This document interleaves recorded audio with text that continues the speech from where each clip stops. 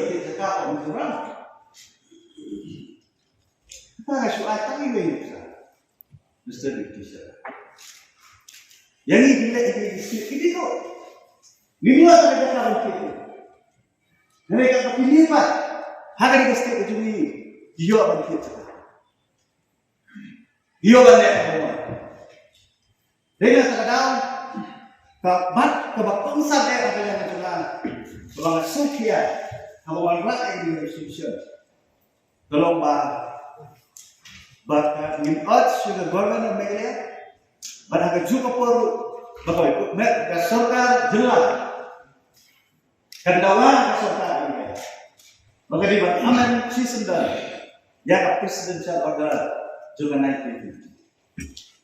Ladang bidang kuat. Bahkan jatuh berjuli.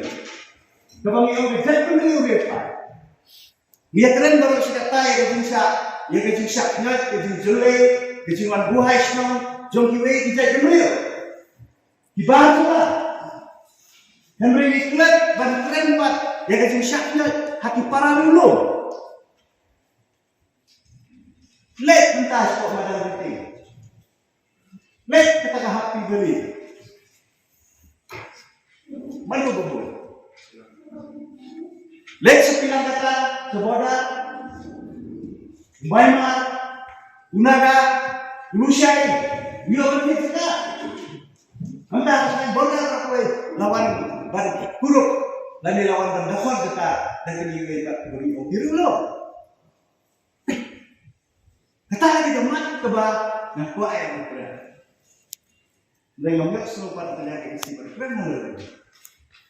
Ladang mami yang dawa mentah, ladang yang kredit kiak mentah, lalu pak. Kemudian orang menaik juga pun bisakan, tidak syak, hati diberi. Dibalik orang diparah dulu,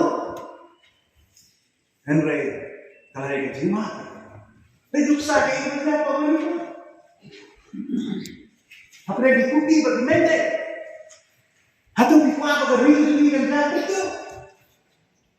Kami ketika usia, kami ketika rak sulai, ketika rak white. Terkadang manusia itu bersokia bersedih di sana. Nah tersanjung kita di Indonesia. Dan haju kepuasan apa timpau. Mengasih tu bah ladang amu percaya si sejual untuk muncul. Nama apa nak? Nah itu ber. Jadi isi bah bila kedua bener jadi menerang. Terkadang mesti dikisah tayo berpam oleh orang.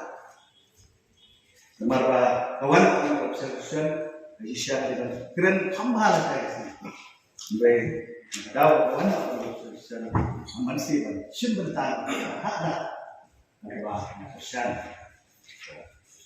Please.